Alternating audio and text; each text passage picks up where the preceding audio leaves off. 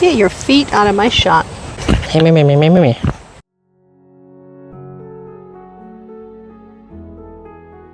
This is our little mean machine we just got out of storage. We've put him together. This one's been through a little bit of a tyre change and a new chain since being in storage. We're about to put all of those bags on this.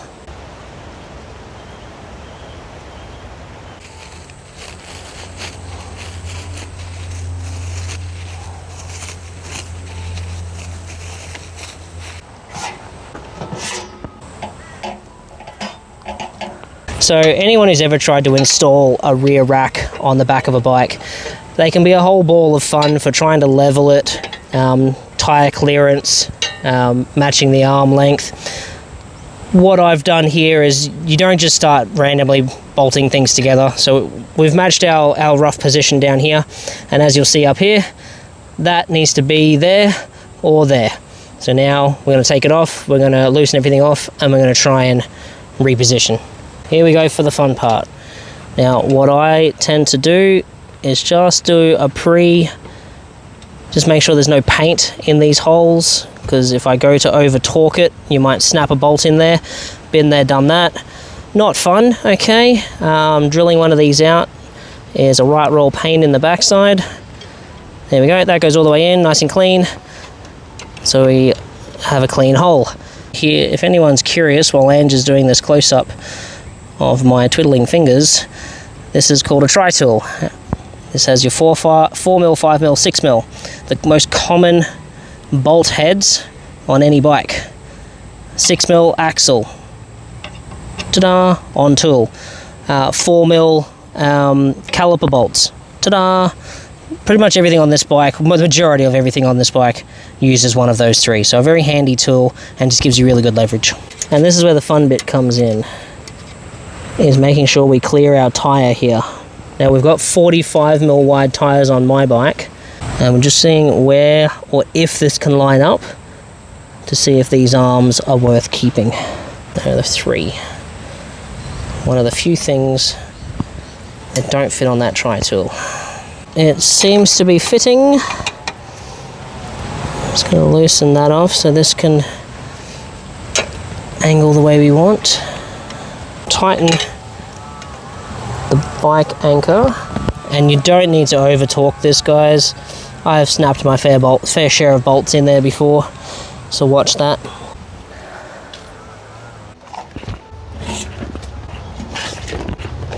We've got our toe peak. These bad boys have already been around Japan. As you can see, they're very well scuffed up. Toe peak 20-litre waterproof rear bags. With your rear bags, these ones will hook, push down, the two little knobs will eject as they cross that metal bar. There's a little hook.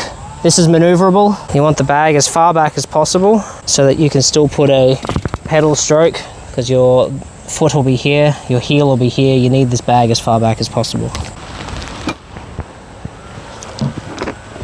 Just something I've learned over the years with installing a few of these. At the moment I've got the hook on the back of this bag loose so we can move it to match one of these arms. What you can see up the top here is we've got a middle rail. So if you can get a hook near a rail, the bag can only go so far back anyway. And then we can line up the jaw of this down here. We're gonna set up here, and I'll take him off and tighten him up. But that'll stop the bag going back, because you've got a protection here and a protection here. There are multiple ways you can do this. This is just the way I've done. This has to be one of my new favorite toys. Frame bag now. This is a frame bag, and this should take up the majority of this dead space. But some of you will think, what about your water bottle? Aha, dear friend.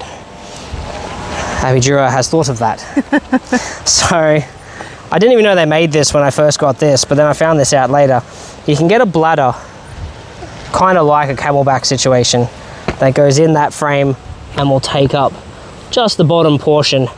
And then we've got all of our snacks and repair stuff up in the top there. Oh, that's a good zipper. It is. So you've got a zipper on this side with a small section. Let me show how deep that is. So zipper on the left side is like your snacky bag or your tools. Zipper that will be on the other side. Wow, all of the space. This is our location at the moment.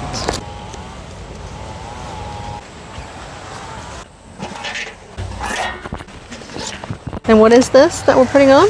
This is the snacky pouch. Does it have an actual name? Food delivery service. Oh, it's also a picture. That is a neat bit of kit. It really is. It looks awesome. Come around this side, camera lady. This is clean. Has nice, neat baggie, but you've got full lockdown, mid lockdown, kind of lots of snacks. If you guys haven't noticed thus far, I'm the kind to not use instructions. I see the thing, I look at the thing, I put the thing and hope it was right. Welcome to Australia. How about again? Is that a Merida cap? That is a Merida cap. I may have lost the Norco one when I changed the handlebar. The handlebar is no longer the stock standard Norco bar. This is a Shimano 25 degree flare pro gravel bar. The things you discover. Oh, there's another one over here. Hold on. What is this? Oh, that's way bigger than I thought. Is that not a passport pouch? No, passport can go in there, but also hidden snacks. Found the passport pouch. Can we see? This is the passport pouch in here. Oh, it's like a double flap. Yeah. Okay. I am using the bigger rear bags and smaller front. Yeah, okay. You've got slightly smaller rear bags. I'm carrying the team. You're carrying the bulk of what we need to carry. I'm sorry. Is my Australian reading instructions? If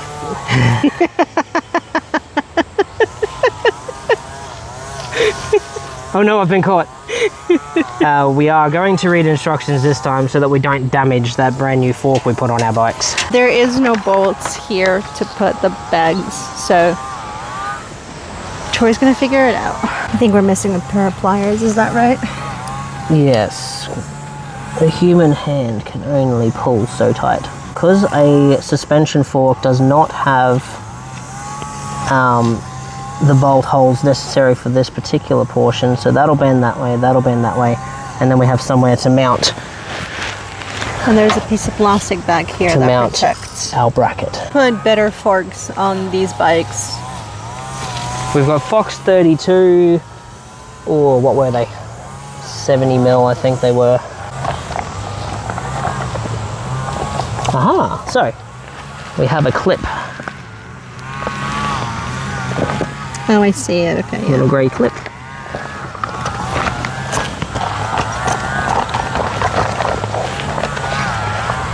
Hose. I didn't read the instructions.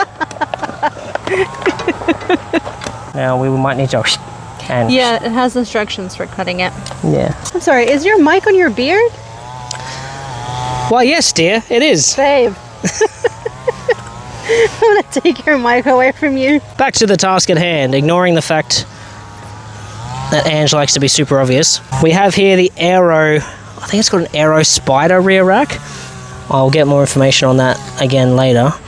We've had this on the bike before. Ange was using this prior to us traveling last time, but I'm actually very upset that I can't have one of these on my bike. Are they out of stock? No, they're not out of stock. I'm carrying the bulk of the weight. Yeah, okay. So I needed to make sure my rack was super anchored to the bike. We've had a go at installing this before. They're not too bad. If once you know what you're doing, they're not too bad. But initially, again, I had to read the instructions. Poor form, I know, my bad.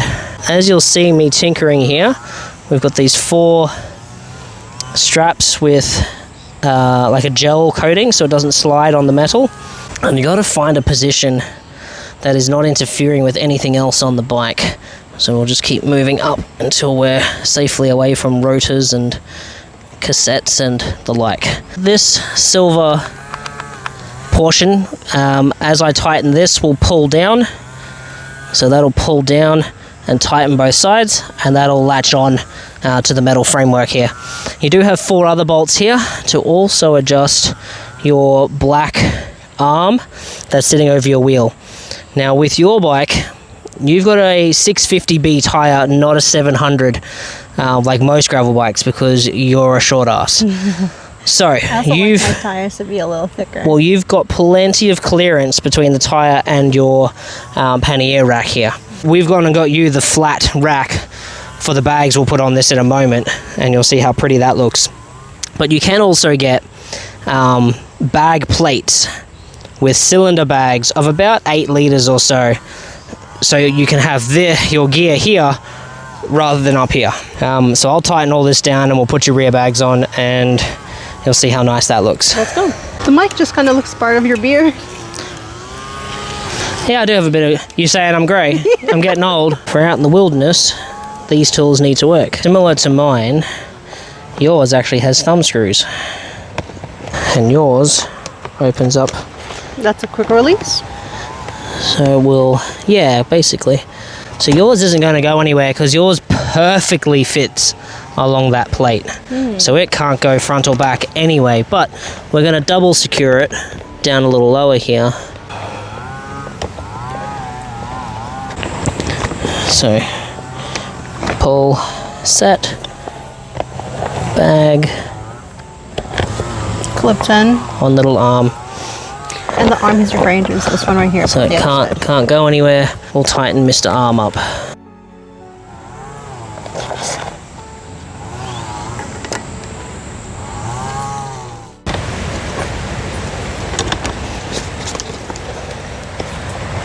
That's a good looking bag. It's smaller. There's more space in between the bag and my fork. These are great in looks and in theory, but it's nice to see where things should go. I love the orange accents on this. And orange pedals to match. And orange bar tape that's gonna come soon. That's a really good looking bike.